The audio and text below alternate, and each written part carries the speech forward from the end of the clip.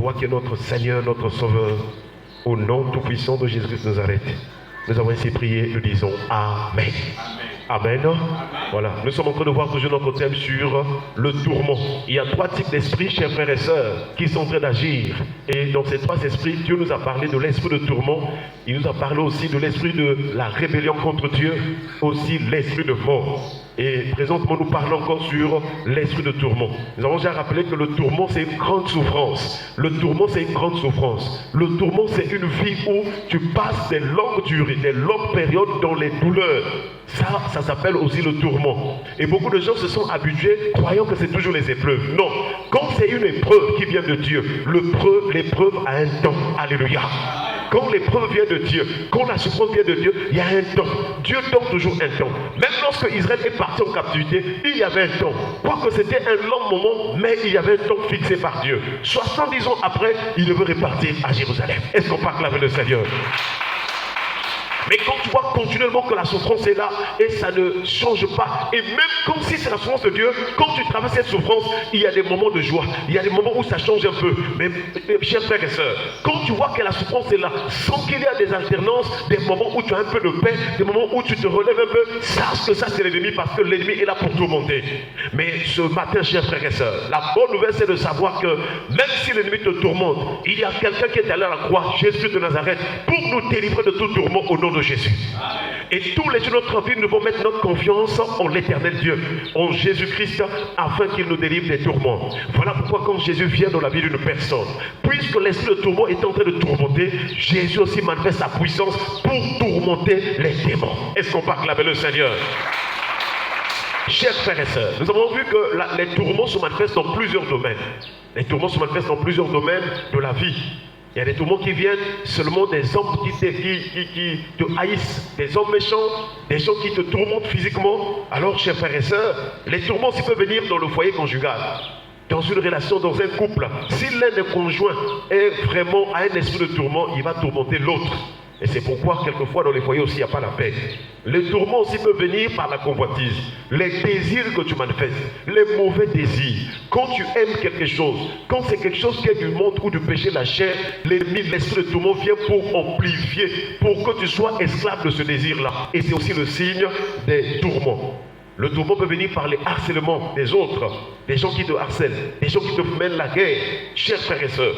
Et tout ça, c'est des signes de tourment. Et nous avons vu aussi que le tourment vient par des esprits. Un esprit, un démon peut posséder une personne pour que celle-ci soit dans le tourment. Mais quels qu'en soient les cas, dans tout cas où il y a des tourments, nous devons croire que Jésus est la solution.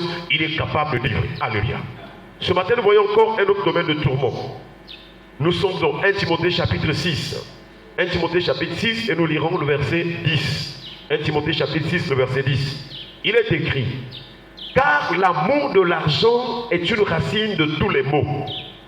Et quelques-uns, en étant possédés, se sont égarés loin de la foi et se sont jetés eux-mêmes dans bien des tourments. Est-ce qu'on peut acclamer le Seigneur?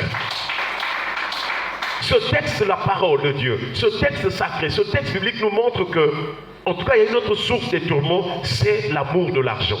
Et vous vous souvenez que l'apôtre Paul disait à Timothée: sache que dans les derniers jours, il y aura des temps difficiles. Les hommes seront comment? Amis de l'argent. C'est la même chose.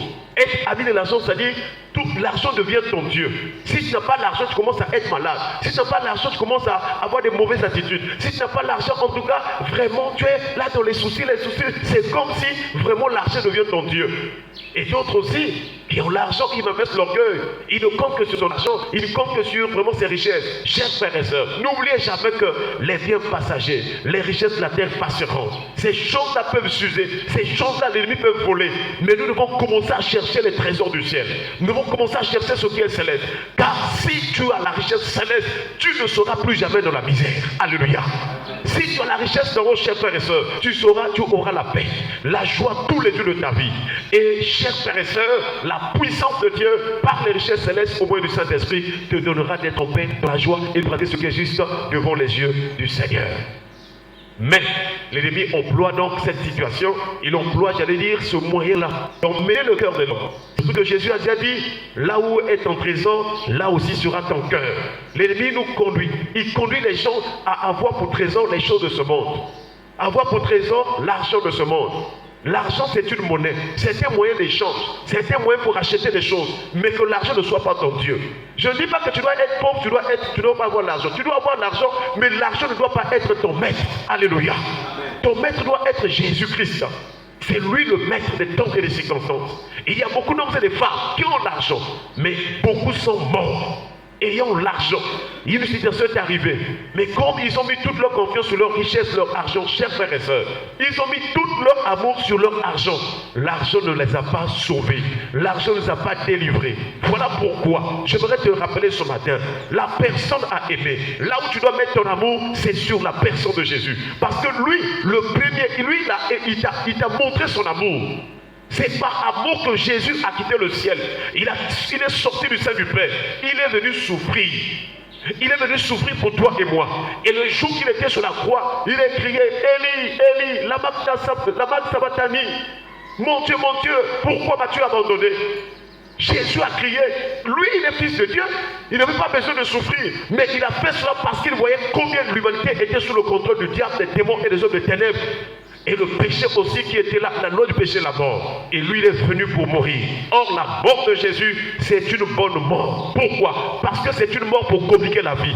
C'est une mort pour restaurer la vie. C'est une mort pour relever. C'est une mort pour bénir. Et quiconque croit que Jésus était mort pour lui ou pour elle, cette personne est bénie et délivrée au nom de Jésus.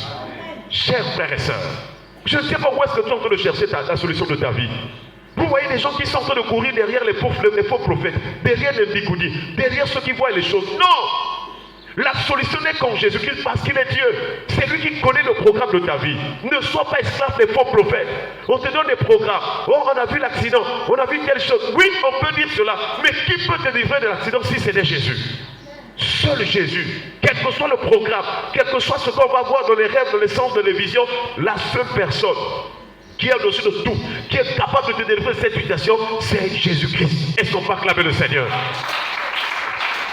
Voilà pourquoi tu dois pas abandonner la source d'eau vive. Jésus est la source d'eau vive. Mets toute ta confiance en lui. Même si tout le monde t'a négligé, même si tout le monde t'a abandonné, Dieu peut te faire passer par des épreuves.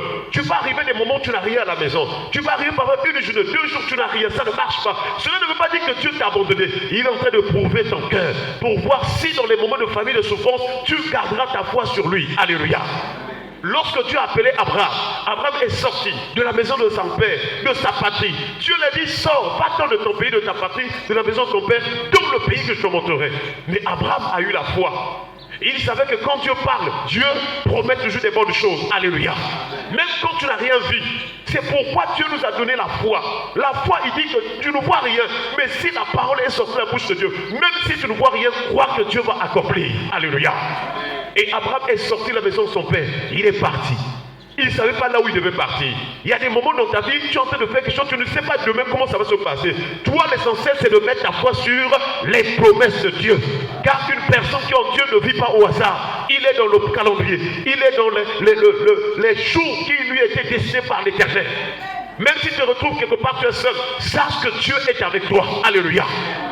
Ta vie ne peut pas périr comme ça. Ta vie ne peut pas aller comme ça. Comme au hasard, il y a quelqu'un qui t'a fait. Tu lui appartiens. C'est la personne de l'Éternel. Est-ce qu'on peut acclamer le Seigneur? Et la Bible déclare, car Dieu a tant aimé le monde, qu'il a donné son Fils unique, afin que quiconque croit en lui ne périsse point, mais qu'il ait la vie éternelle. Dieu a fait ce programme de salut. Avant même que tu ne naisses, il savait déjà que toi, tu vas naître à une période donnée dans ce monde. Mais le Seigneur a tout prévu pour toi. Vous savez, chers frères et sœurs, quand nous acceptons Jésus comme Seigneur et Sauveur, déjà le plan de bénédiction est déjà conçu par Dieu. Alléluia. Ce ne sont pas les efforts de prière. Il faut prier. Il faut prier. Pourquoi nous prions beaucoup? C'est pour se maintenir à obéir à Dieu. C'est pour se maintenir d'être dans le cadre ou des statuts de Dieu. Alléluia. Mais sinon, le plan est entre les mains du Seigneur. Il connaît ce qui va arriver demain. Il connaît ce qui va arriver quand tu vas sortir de ces lieux. Il connaît la personne qui va te venir. Il a des gens qu'il a préparés déjà dans son royaume, dans ce monde qui vont te bénir. Toutes ces choses se trouvent dans le plan de Dieu. Alors Dieu te demande souvent la moindre des choses. Il dit, aie la foi, obéis à ma parole. Est-ce qu'on peut acclamer le Seigneur? Si tu comprends ces choses, que le juste vivra par la foi, même quand je n'ai rien, même quand ça ne marche pas, je crois que ça marchera un jour. Chers frères et sœurs, la foi est une arme puissante. La chose la plus puissante, l'arme la plus puissante qui te permet de résister au diable, c'est la foi. La Bible déclare, résistez-lui avec une foi ferme. Parce que le diable donne des mauvaises pensées. Tu t'es réveillé ce matin, il peut te donner des mauvaises pensées. Ah vraiment, tu vois ta vie, ça ne marche pas. Vraiment, regarde comment tu as négligé. Parfois, il peut même te parler d'un voisin. Regarde comment le voisin là te regardait hier. Ça, c'est le diable. Toi qui as la foi, tu ne dois pas t'occuper de toutes ces choses-là. Car nous ne combattons pas selon la chair. Alléluia. Toi, tu dois dire, Seigneur, qu'il parte, quoi qu'il fasse, quoi qu'il dise, moi j'ai les regards sur toi. C'est toi qui m'as créé, c'est toi qui m'as sauvé, c'est toi qui m'as délivré, c'est toi qui m'as donné d'être enfant de Dieu, et c'est toi qui me béniras. Chers frères et sœurs, si tu portes un regard sur la personne de Jésus, les choses vont changer. Hier, nous avons rappelé au peuple de Dieu, chers frères et sœurs, Dieu a tout mis dans la Bible. Dieu a tout prouvé dans la Bible qu'il est capable de changer ta situation. Quelles que soient tes origines, quel que soit ce que tu es, Dieu est capable de changer ta situation. Pourquoi? Parce qu'il a démontré sa puissance. Les prophètes disent que, je crois même Esaïe ou Jérémie, il dit que Dieu, dans sa puissance, il a changé le désert en étang. Alléluia. Là où il n'y avait rien, là où c'était sec, Dieu a mis l'eau. Il a emmené l'eau, il a emmené la rivière, il a emmené le fleuve. Et il a fait aussi même le contraire. Là où il y avait l'eau, il a transformé le lieu où il y avait l'eau en désert. Tout ça pour montrer qu'il est capable de changer ta vie, quelle que soit la condition. Alléluia. Mais c'est pour arriver à cette foi. Le problème dans ta vie, c'est de croire que même je me suis réveillé ce matin, je n'ai rien entre mes mains. Je ne sais pas comment je peux manger. Mais tu dois croire que le juste vivra par la foi. Car Jésus a dit aux disciples, ne vous inquiétez pas de ce que vous allez manger, de ce que vous allez vous vêtir. Ne vous inquiétez pas. Et Jésus donne l'exemple. Il dit, regardez les oiseaux du ciel. Ils ne sèment ni ne moissonnent. Mais regardez, ils ont toujours quelque chose. Est-ce que tu as déjà vu un oiseau qui est sorti de moi? Je vais prendre le panier, je vais au marché, je vais faire le marché, je vais acheter la moine, je vais acheter le mouamangouba et je vais venir préparer. Il ne prépare pas. Mais tous les jours, notre Dieu les nourrit. Le nourrit. Est-ce qu'on peut acclamer le Seigneur? Dieu avait placé cette situation naturelle pour nous expliquer que spirituellement, nous sommes plus que les oiseaux et les animaux.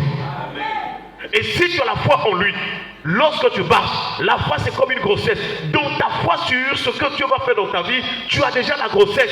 L'enfant n'est pas encore né, tu n'as pas encore accouché. Mais ce que tu crois en toi dans la foi là, c'est une grossesse, ça va s'accomplir.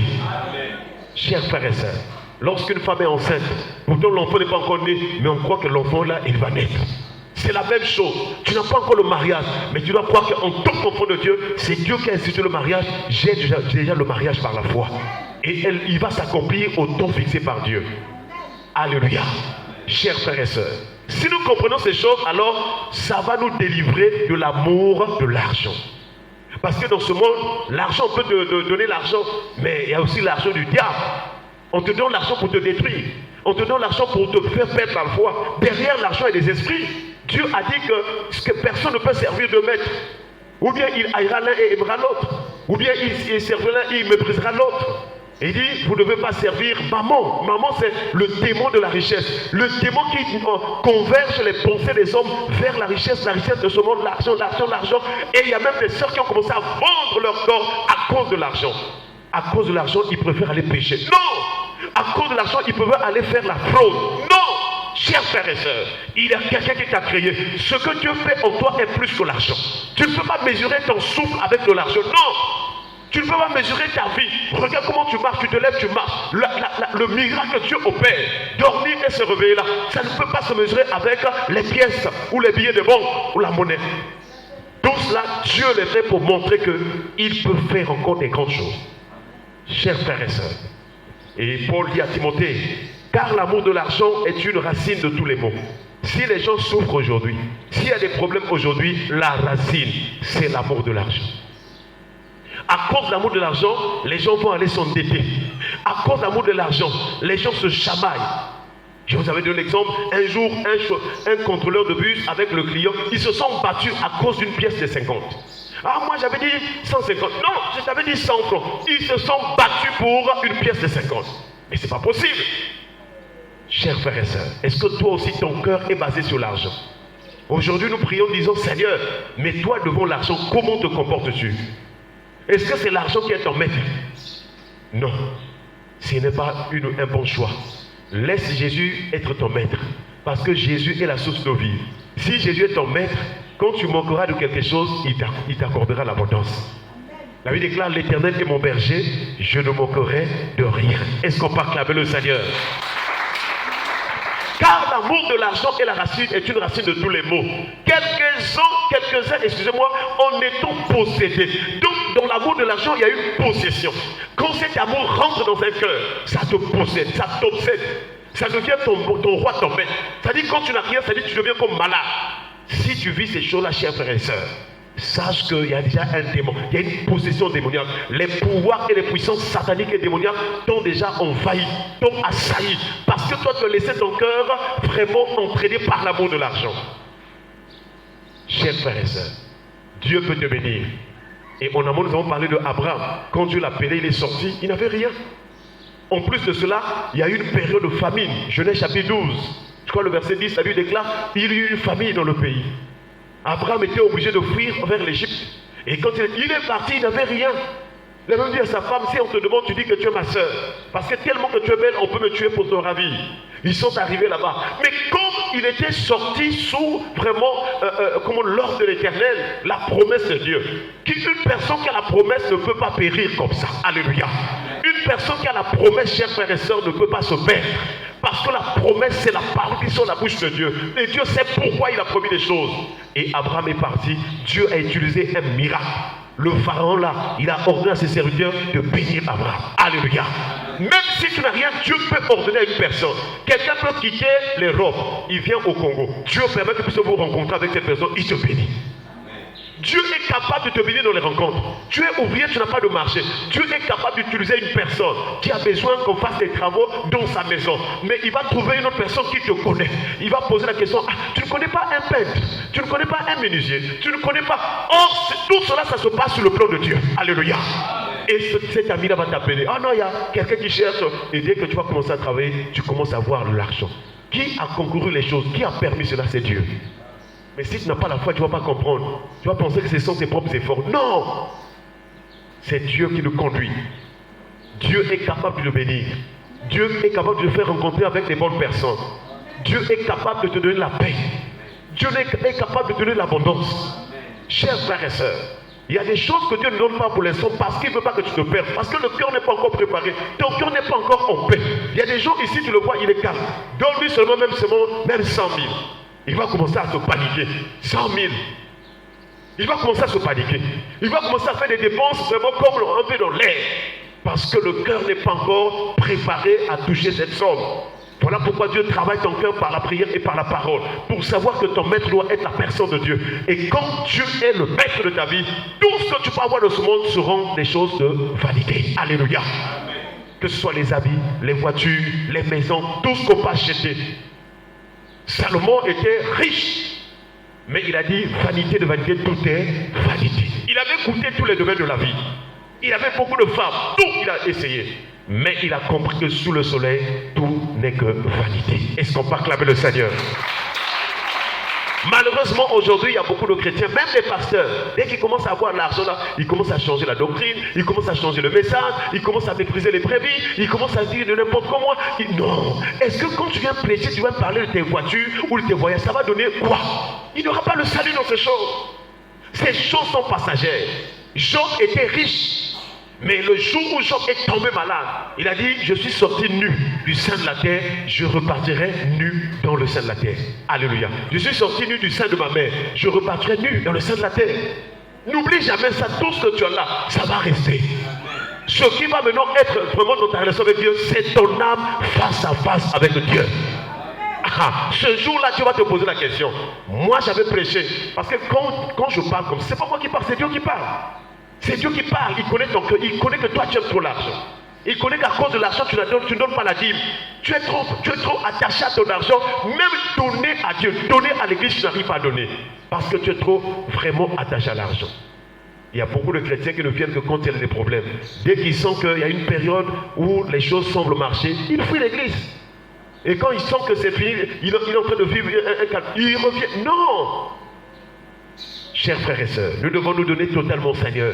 Dieu a dit à Israël, tu seras entièrement à l'Éternel ton Dieu. Entièrement. De la tête jusqu'au pied, dans l'esprit, dans l'âme, dans le corps. Tu dois lui appartenir. Les membres de même ta main, tes doigts, tout doit appartenir à Dieu. Alors si ta main est pour la main de l'Éternel, si ta main est entre les mains de Dieu, est-ce que tu peux encore gifler les gens? Non. Tu dois plus faire le mal. Tes yeux maintenant, c'est les yeux que tu as consacrés à l'Éternel. Tu dois plus regarder les gens d'un mauvais œil. Chers frères et sœurs, n'oublie pas cela. Tu seras entièrement à l'Éternel ton Dieu. Est-ce qu'on peut acclamer le Seigneur? Et quelques-uns en étant possédés. Si tu mets ton cœur dans l'amour, l'amour de l'argent, l'argent va te posséder. Ça va occuper ta vie. Attention. Et quelques-uns en étant possédés se sont égarés.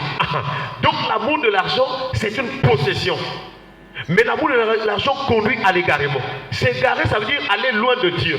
S'égarer, ça veut dire que ne plus avoir vraiment ces moments que tu avais au début quand tu avais cru au Seigneur, quand tu as été baptisé, quand tu aimais le Seigneur. S'égarer, c'est aller loin de la face du Seigneur. S'égarer, ça veut dire que tu n'as plus le temps pour Dieu.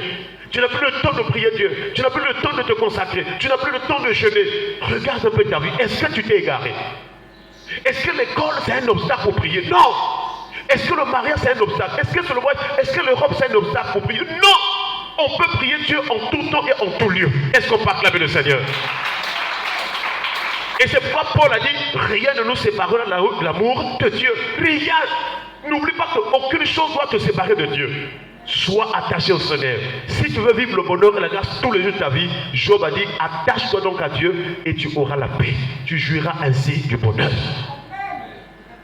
Si les gens souffrent, si nous souffrons là, c'est notre cœur. L'état de cœur, on ne veut pas céder le cœur au Seigneur.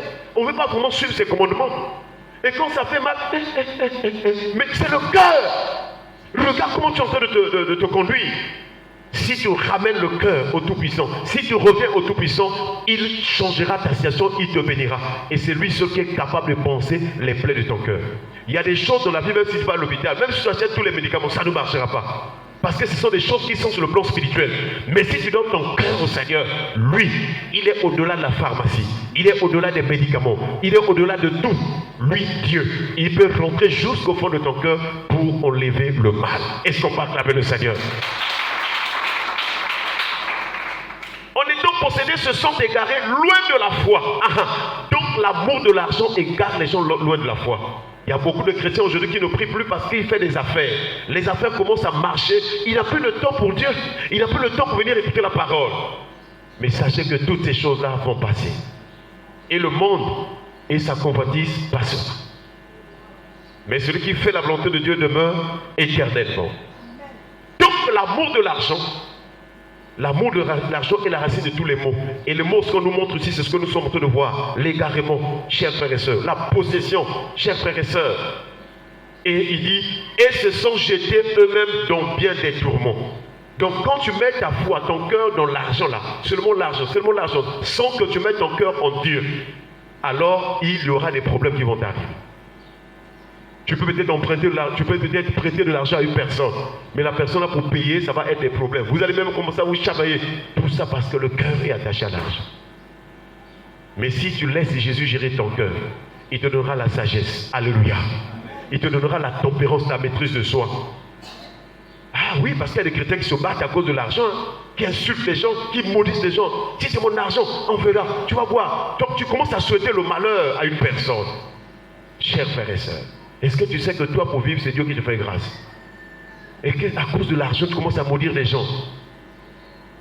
Pourquoi? Que Dieu nous aide à quitter cette possession, à être délivré de cette possession démoniaque. Que Dieu nous délivre de l'esprit de maman, le Dieu des richesses de l'argent. Que Dieu nous délivre là où nous sommes égarés. Que Dieu nous délivre de tous les tourments, les douleurs, les souffrances qui nous sont arrivés à cause d'amour de l'argent. Que le Seigneur nous délivre ce matin, qu'il nous accorde la grâce, qu'il nous redresse là où nous étions courbés, qu'il nous relève là où nous sommes tombés. Que le Seigneur Jésus-Christ bénis sa parole au nom de Jésus. Amen. Est-ce qu'on peut acclamer le Seigneur? Nous allons prier pour demander pardon au Seigneur toutes les fois que nous avons manifesté l'amour de l'argent. Que Dieu nous pardonne. Toutes les fois que nous avons laissé l'argent devenir notre maître. Toutes les fois que nous avons adoré l'argent. Que le